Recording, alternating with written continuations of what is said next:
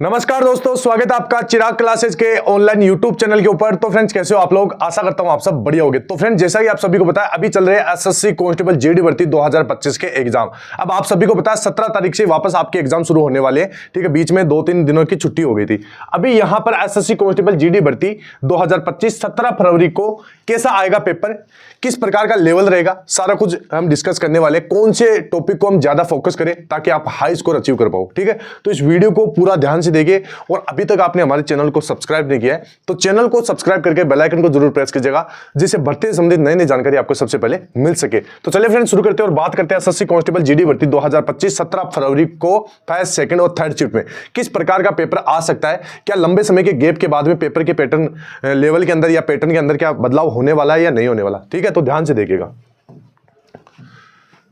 यहां पर हम बात कर लेते हैं सबसे पहले 17 फरवरी एग्जाम के बारे में। तो यहां पर अभी आपने देखा होगा कि 4 फरवरी से जब आपके एसएससी जीडी भर्ती 2025 के एग्जाम शुरू हुए थे, तो यहां पर जैसे जीके जीएस की मैं बात करूं, जीके और जीएस, जीके जीएस के अंदर आपने देखा होगा कुछ ऐसे टॉपिक है जिनसे लगातार आपके सवाल पूछे जा रहे थे। ठीक है, अगर इनमें से मैं टॉपिक के नाम बताऊं तो यहां पर सबसे पहले आया आपका जनगणना। अभी फ्रेंड्स आपके पास समय है, ठीक है, जिनका 17 तारीख को एग्जाम है। जनगणना से लगभग 2 सवाल पूछे जाते हैं। ठीक है, और ये जनगणना वाला टॉपिक आप अच्छे से कवर कीजिए, इससे आपका एक भी सवाल गलत नहीं होना चाहिए अगर आपको जीके जीएस में अपना स्कोर बढ़ाना है। ठीक है, देखिए अगर जैसे मैथ है, रीजनिंग है, ठीक है, मैथ रीजनिंग में 15-16 सवाल तो हर कोई करता है। ठीक है, इसके बाद में जैसे 4-5 सवाल होता है जो कंपटीशन वाले होते हैं, जो आपको कट ऑफ के बहुत ज्यादा नजदीक ले जाते हैं या कट ऑफ क्वालिफाई भी करवा देते हैं। ठीक है, तो यहां पर जैसे वो भी मैं अभी आपको बताने वाला हूं।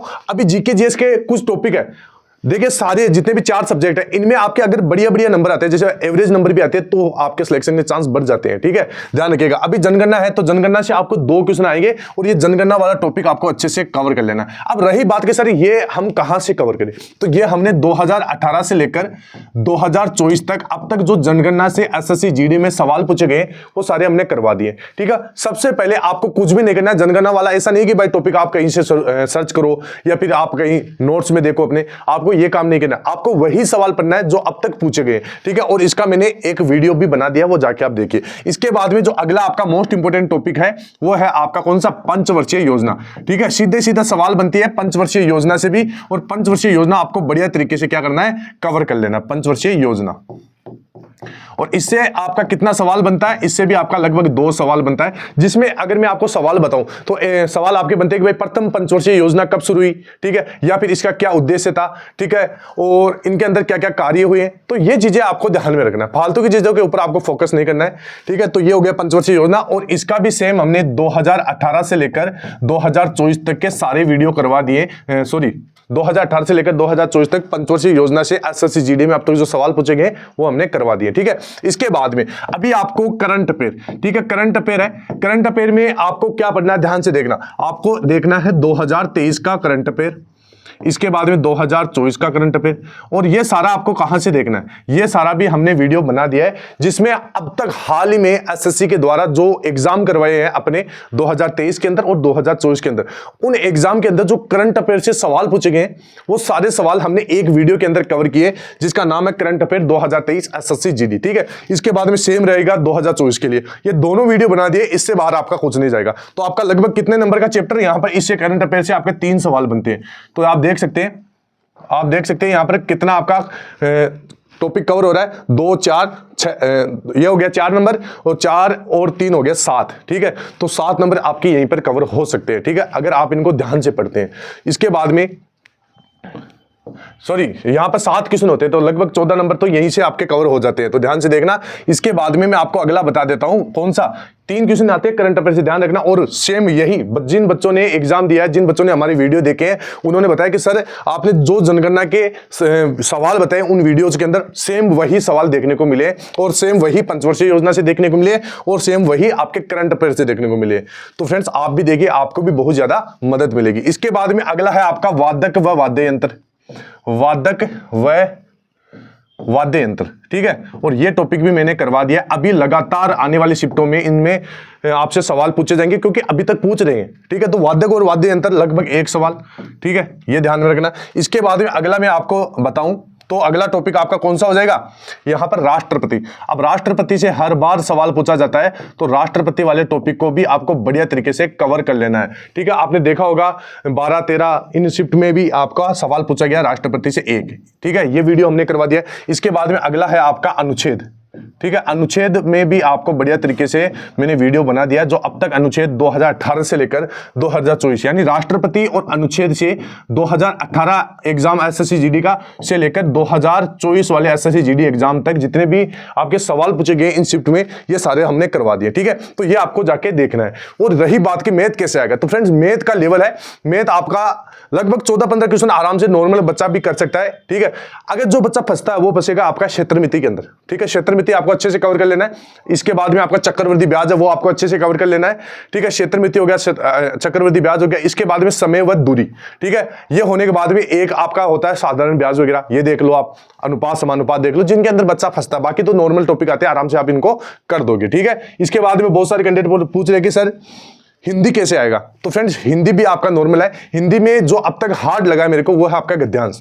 ठीक है, गद्यांश को आपको बढ़िया तरीके से देखना है। गद्यांश में आपके 5 सवाल पूछे जाते हैं, थोड़े से लेवल के सवाल होते हैं। ठीक है, तो गद्यांश आप ठीक देख लीजिए, बाकी 15 सवाल आपके नॉर्मल है। ठीक है, जिसमें विलोम शब्द, पर्यायवाची शब्द, मुहावरे वगैरह है, और ये वीडियो हमने 2018 से 24 तक के करवा दिए, तो ये आपका आराम से आएगा। इसके बाद में जिनका आने वाली शिफ्टों में एग्जाम है, ध्यान रखिएगा जो मैंने टॉपिक बताए वही आपको पढ़ना है। इसके अलावा आपको फालतू में कोई भी चीज नहीं पढ़ना है, और रिविजन आपको करते रहना, नया कुछ नहीं पढ़ना है। ठीक है, ये ध्यान रखना। इसके बाद में रीजनिंग है, तो रीजनिंग के अंदर आपका सेटिंग अरेंजमेंट है, इसमें बच्चा फंसता है। इसके बाद में एक जो नंबर सीरीज और अल्फाबेट सीरीज, इसको बढ़िया तरीके से देख लेना है। कथन निष्कर्ष नॉर्मल आ रहा है आपका, दिशा प्रशिक्षण नॉर्मल आ रहा है, ब्लड रिलेशन एक बार ठीक से देख लीजिएगा। ठीक है, और बाकी आपका सारा नॉर्मल आएगा, और आने वाले शिफ्ट में भी ऐसा ही आने वाला है, बिल्कुल घबराए नहीं। और अब यहाँ पर जो बच्चे सबसे ज्यादा गलती करते हैं वो मैं आपको बता देता हूँ। यहाँ पर बहुत सारे कैंडिडेट क्या करें, 80 सवाल पूछे जाते हैं। ठीक है, 160 नंबर का आपका टोटल का क्या होता है, पेपर होता है। एक सवाल कितने नंबर का होता है, 2 नंबर का होता है। ठीक है, एक क्वेश्चन 2 नंबर का होता है। अब यहां पर क्या करें, बहुत सारे कैंडिडेट यहां पर 65 सवाल करके आ रहे हैं। ठीक है, कुछ बच्चे 70 सवाल करके आ रहे हैं, तो यहां पर ये गलती आपको नहीं करना है। यहां पर जो आप 15 क्वेश्चन छोड़ के आ रहे हो, 10 क्वेश्चन छोड़ के आ रहे हो, तो ये बहुत बड़ी गलती है। इसकी वजह से आपका सिलेक्शन नहीं हो पाएगा।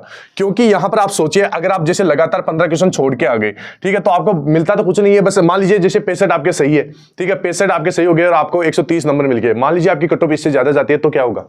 ठीक है, तो यहां पर जो 15 क्वेश्चन है ये आप छोड़ के मत आइए। अभी आप जैसे अंदाजा लगाइए भाई, जैसे आपके 15 क्वेश्चन गलत हो जाते हैं लगातार, मान लीजिए गलत हो जाते हैं, वैसे कभी नहीं होते। ठीक है, अब मान लीजिए लगातार गलत हो जाते हैं, तो कितने नंबर कटेंगे आपके, 4 नंबर कटेंगे। ठीक है, यानी 8 सवाल पे आपका 2 नंबर करता है, 16 सवाल के ऊपर आपका कितना नंबर, 4 नंबर मान लीजिए। ठीक है, तो आप सोचिए कि मात्र आपका 15-16 सवाल के ऊपर आपका 4 नंबर करता है।